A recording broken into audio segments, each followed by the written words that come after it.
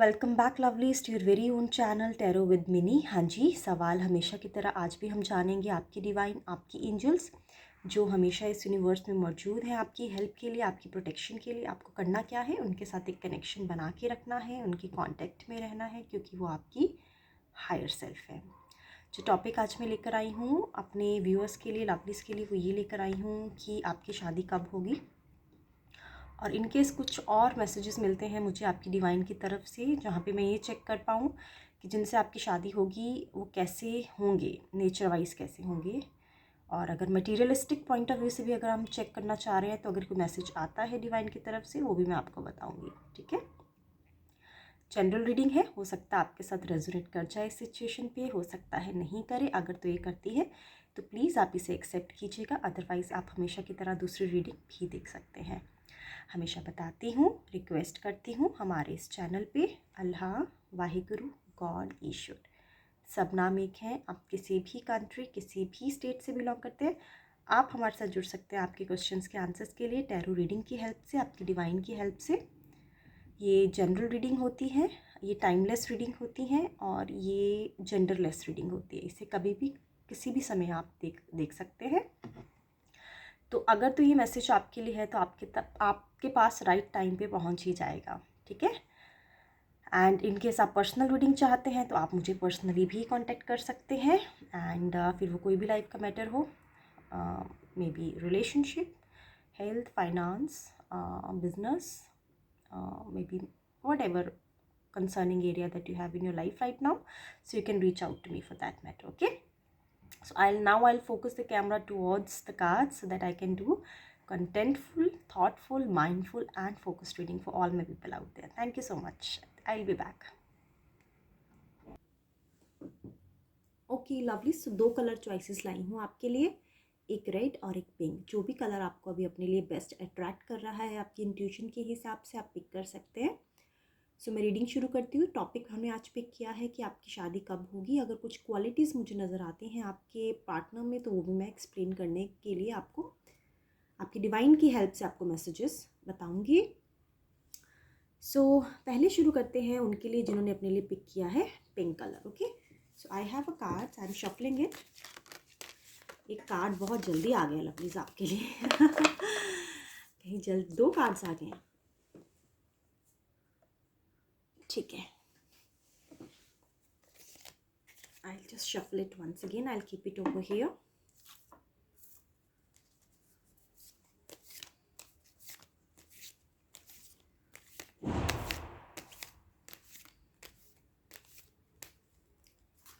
ये card pick करते हैं। चलिए चेक करते हैं क्या रिवील हुआ है आपके लिए। 10 of Wands, the Emperor, 2 of Pentacles और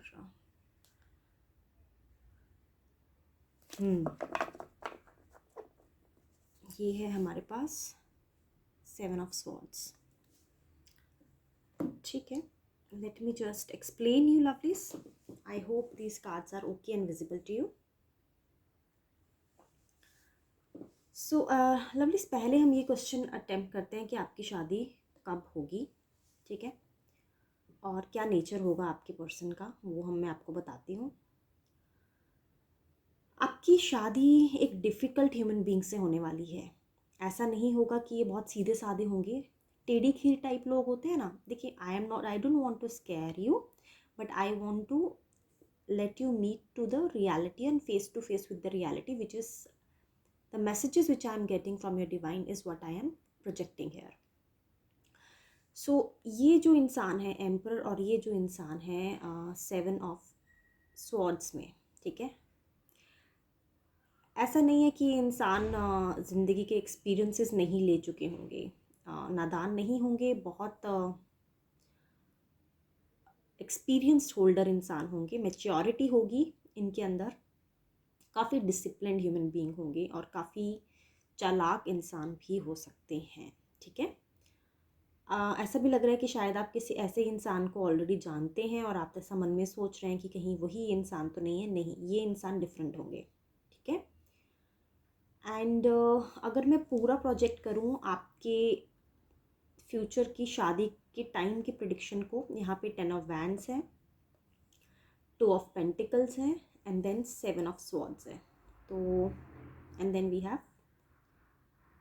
the emperor in the middle. So मुझे ये लग रहा है कि मेजर इवेंट होता है, शादी आपकी लाइफ का बहुत इम्पॉर्टेंट इवेंट होता है। इट्स नॉट लाइक कि आप ये चीज़ बार बार करते हैं, ज़िंदगी में एक ही बार होती है। कुछ एक सिचुएशंस में अनफॉर्चुनेटली कुछ चांसेस में 2 बार हो सकती है, लेकिन majority of 99% of the people would never want their marriage to be a second marriage. Okay, so यहाँ पे मुझे ऐसा लग रहा है कि शादी कब तक होगी। सो लवलीज, ये आपकी शादी विद इन 4 ईयर्स आपकी शादी होने के चांसेस हैं। ठीक है, अगर तो ये लेट होती है तो मैक्सिमम 4 साल से लेट नहीं होगी, विद इन 4 ईयर्स आपकी शादी हो जाएगी।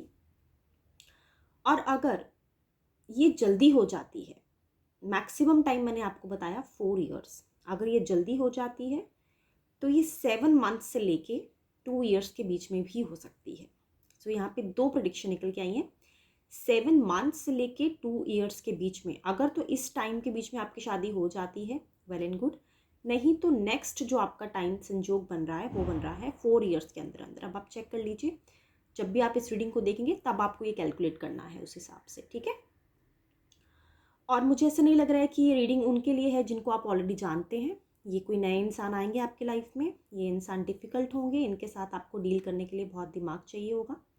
ऐसा नहीं है कि आप अपनी नादानियों से इनके साथ रह पाएंगे, बहुत डिसिप्लिन ह्यूमन बीइंग होंगे, काफ़ी चतुराई होगी इनमें। इमोशनल मुझे लग रहा है थोड़े कम होंगे ये, क्योंकि यहाँ पे कोई भी कप्स की एनर्जी नहीं है लवलीज। ठीक है, I have to be faithful and of course honest with my readings towards each one of you out there. So मुझे ऐसा लग रहा है कि आपके पर्सन प्रैक्टिकल ज़्यादा होंगे, इमोशनल कम होंगे। ठीक है, और ऐसा भी लग रहा है कि आप अपनी जिस एज में होंगे जब आप इनसे मिलेंगे तो आपको भी शायद एक ऐसा इंसान ही चाहिए जो अपनी लाइफ में प्रैक्टिकली अप्रोच रखता हो, ज़्यादा इमोशनल होके चीज़ें ना करता हो, ज़्यादा इमोशनल होके कोई भी फैसले ना लेता हो। तो आपके हिसाब से ये डिवाइन ने आपकी मैनिफेस्टेशन के हिसाब से ये जो अरेंजमेंट किया है आपके लिए, उस हिसाब से मुझे नज़र आ रहा है। ठीक है, शादी आपकी आसानी से नहीं होगी लवलीज। यहाँ पे मुझे लग रहा है बहुत लोगों को मनाना पड़ेगा, बहुत लोगों को कन्विंस करना पड़ेगा, तो जाके कहीं ये एक रिश्ता जो है मुझे लग रहा है एक डायरेक्शन की तरफ जाएगा। And okay, so 7 of swords जो हैं वो ये बता रहा है कि हो सकता है आपको कुछ हार्ड डिसीजन लेने पड़े इस पर्सन के कॉन्टेक्स्ट में। तो अगर मैं ये चेक करूँ, लव मैरिज है, लव मैरिज तो नहीं है तो ये अरेंज मैरिज है, बट फिर भी पता नहीं क्यों मैसेज आ रहा है कि इस पर्सन के कॉन्टेक्स्ट में आपको हार्ड डिसीजन लेने पड़ेंगे। आपने शायद ना सोचा हो, कोई ऐसा स्टेप आप लेंगे इस पर्सन से शादी करने के लिए, शायद आपने कभी इमेजिन भी ना किया हो। आप देख लीजिए आपसे कैसे रेजोनेट होता है। और जो क्वालिटीज़ मुझे नज़र आ रही हैं, आपकी जो पर्सन है काफ़ी बैलेंस्ड माइंडसेट के भी होंगे। ठीक है, इनको मालूम होगा कि अपनी एनर्जी उन्होंने कहाँ इन्वेस्ट करनी है, कैसे करनी है। बहुत सारी चीज़ें एक साथ कर सकते होंगे, मल्टीटास्कर होंगे आपके पर्सन। ठीक है, ऐसा नहीं है कि अगर वो जॉब पे हैं तो सिर्फ जॉब का ही इनका माइंड चल रहा है, नहीं, एट द सेम टाइम इनका दिमाग बहुत डायरेक्शंस में फैला होगा। ठीक है, कम बोलते होंगे, ज़्यादा टॉकेटिव नहीं होंगे। ठीक है, जो काम हाथ में लेंगे उसको कंप्लीट करके ही छोड़ेंगे। ठीक है, और आपके कॉन्टेक्स्ट में मुझे लग रहा है आपको काफ़ी डिसिप्लिन रहना पड़ेगा इनके साथ लवलीज। और आपको जैसे मैंने बताया कि प्रैक्टिकल अप्रोच है इनकी, इमोशनल अप्रोच नहीं है। आई थिंक ये गाइडेंस आपके लिए काफ़ी है समझने के लिए कि आपको अपने आने वाले पर्सन के लिए अपने आप को कैसे प्रिपेयर करना है, कैसे रेडी करना है। आपसे बड़े होंगे एज में, छोटे नहीं होंगे, ठीक है।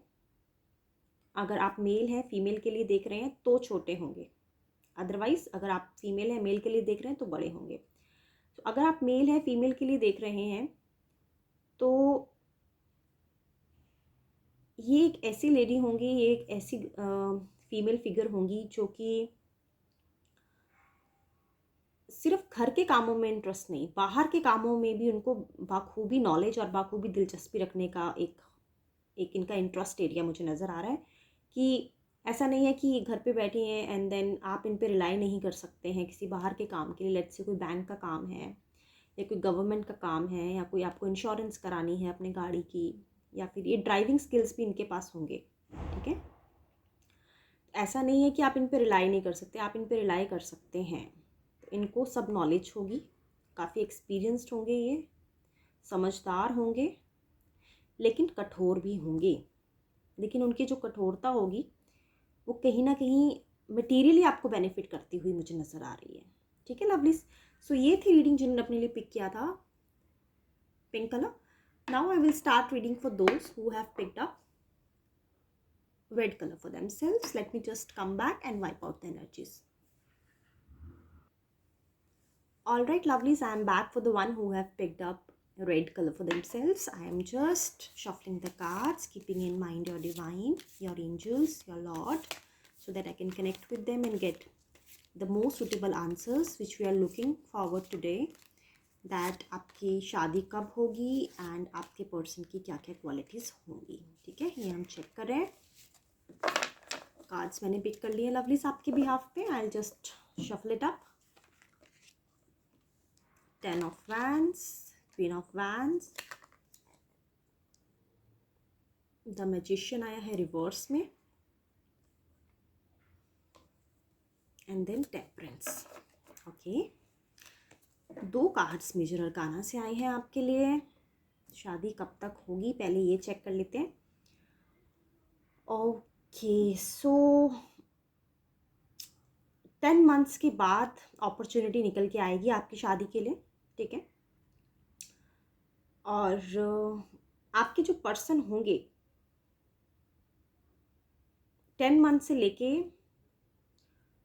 14 मंथ्स यानी 1 साल 2 महीने, इसके अंदर अंदर आपका रिश्ता तय होने की मुझे यहाँ पे एक पॉसिबिलिटी नज़र आ रही है लवलीज, ठीक है। So I think I have address the answer जो हम चेक कर रहे थे रेड व्यूअर्स के लिए कि आपकी शादी कब तक होगी। विद इन 10 मंथ्स से लेके 14 मंथ्स के बीच में आपकी शादी की एक अपॉर्चुनिटी निकल के आ रही है। लेकिन मुझे ऐसा नहीं लग रहा है कि आप इस शादी के लिए एकदम से हाँ कर देंगे। आप इन्हें कंसीडर करेंगे, अपना टाइम लेंगे, उसके बाद आप देखेंगे कि ये शादी के लिए एक प्रोस्पेक्टिव पार्टनर है या नहीं है। सो ऐसा नहीं है कि शादी हो जाएगी 10 के 14 मंथ्स के बीच में। आप इनको आई थिंक डेट करेंगे पहले और अपने आप को समझाने की कोशिश करेंगे, इनको समझने की कोशिश करेंगे और फिर कुछ फैसला निकल के आएगा, ठीक है। लेकिन फिर भी अगर हमें चेक करना है टू बी प्रिसाइज कब तक हो जाएगी, तो ये ज़्यादा लंबा समय मुझे नज़र नहीं आ रहा है। कुछ मंथ्स का ही नज़र आ रहा है, बहुत लंबा साल ऐसे नहीं लग रहा है कि 2 साल लग जाएंगे, 3 साल लग जाएंगे, ऐसा नहीं लग रहा है। मैक्सिमम 1-1.25 साल के बीच में आपकी शादी की पूरी यहाँ पे पॉसिबिलिटी नज़र आ रही है लवलीज, ओके। अब चेक करते हैं कि आपके जो पर्सन होंगे वो होंगे कैसे। क्वीन ऑफ वैंड्स आया है, तो अगर आप मेल हैं और या फिर आप फीमेल भी हैं तो मैं आपको थोड़ा क्लियर कर देती हूँ। आपके पर्सन काफ़ी एक्शन ओरिएंटेड होंगे, ज़्यादा सोच विचार नहीं रखेंगे ये। इनको ऐसा नहीं है कि हम पहले सोचेंगे, हम पहले प्लानिंग करेंगे, फिर हम ऑर्गेनाइज करेंगे, फिर हम उसके बाद कुछ एक्शन करेंगे, नहीं। ये एग्जीक्यूशन में बिलीव रखते होंगे। आपके घर में अगर कचरा पड़ा है, एग्जाम्पल दे रही हूँ, तो ये नहीं सोचेंगे कि कोई आएगा इसको उठाएगा और देन उसको लेके जाएगा। ये खुद ही उठ जाएंगे, खुद ही सफाई कर डालेंगे, बेशक आपके घर में कचरे वाला उठाने के लिए लगा हो। सो पता नहीं ये एग्जाम्पल क्यों आई मेरे माइंड में। तो ये वेट नहीं करेंगे, इनके अंदर कोई वेटिंग मुझे वो नज़र नहीं आ रही है कि वेट करने की मुझे इनके अंदर एक जो एबिलिटी है वो कम नज़र आ रही है, वेट नहीं करेंगे ज़्यादा किसी की, ठीक है। सारे काम खुद ही करने में बिलीव रखते होंगे, जो काम दूसरों के होंगे अगर उन्होंने टाइम पे नहीं किया तो खुद ही कर डालेंगे ये, ठीक है।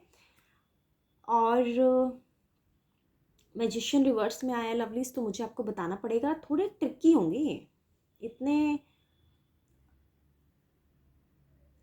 वैसा नहीं होगा आप इन्हें कुछ बोले और आपकी सीधी सादी बात मान लें, थोड़ा ट्रिक से मानेंगे। अब मैं आपको एग्जांपल देके समझाती हूँ। लेट्स से आपने इनको बोला अगर आपकी मैरिज हो जाती है कि देखिए मुझे ये चीज़ चाहिए घर के लिए, लेट्स से घर की डेकोरेशन के लिए मुझे ये चीज़ चाहिए, आप मुझे ला दीजिए, ठीक है।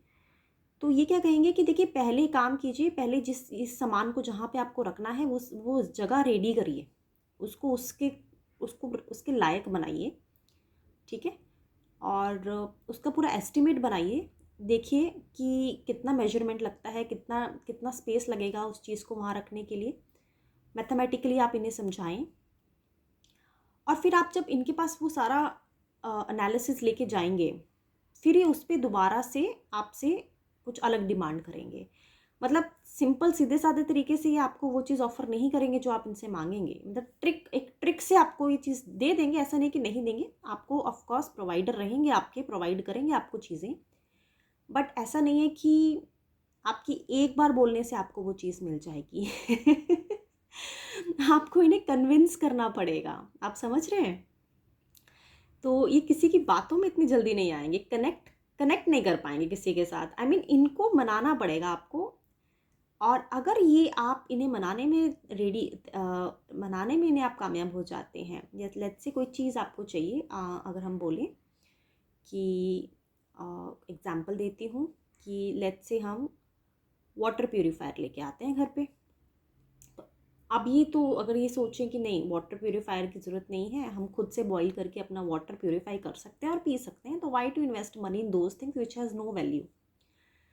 So you will have to convince this person giving some examples, maybe some कोई भी इवेंट्स, कोई भी इंसिडेंट्स हुए हों जहाँ पे आपको लगता है कि just boiling water will not help the situation. तो इनको मनाने के लिए आपको काफ़ी नॉलेज चाहिए रहेगी, ठीक है। कुछ तर्क चाहिए रहेगा, कुछ लॉजिकल आर्ग्यूमेंट्स आपको पेश करने पड़ेंगे, कुछ दिमाग लगाना पड़ेगा आपको। सो ये इतना आसान नहीं होगा इनसे काम करवाना, लेकिन अगर आपने इन्हें कन्विंस कर दिया तो ये खुश बड़े होंगे, ये सोचेंगे wow that this person has actually proved me, और not proved me wrong, but this person has proved her point और हिज पॉइंट। एंड इनको समझ आना चाहिए, मतलब इनको समझ आ गया ना तो सब चीज़ आपके फेवर में हो जाएगी। सो आपके लिए यही गाइडेंस है लवलीज कि जब आप इनसे कुछ एक्सपेक्टेशन रखें तो उसका पूरा बैकग्राउंड, उसके पूरे फ्यूचर पॉजिटिव आउटकम्स और प्रेजेंट सिचुएशन के साथ आप उसे कैसे डील कर रहे हैं वो सारी चीज़ें प्रिपेयर करके जाएं, ठीक है। बैलेंस्ड माइंडसेट के होंगे, ठीक है। ऐसा नहीं दिख रहा है मुझे कि इम्बैलेंस्ड हैं अपनी चीज़ों को लेके, अपने काम को लेके काफ़ी पर्टिकुलर होंगे, ठीक है। करियर में अगर होंगे तो बहुत अच्छा कर रहे होंगे, और अपनी मेहनत से इन्होंने काफ़ी कुछ अचीव किया होगा, ठीक है। साथ ही साथ ये भी लग रहा है कि काफ़ी हार्ड वर्किंग है आपकी पर्सन। मैजिशियन रिवर्स में आने का मतलब ये भी है कि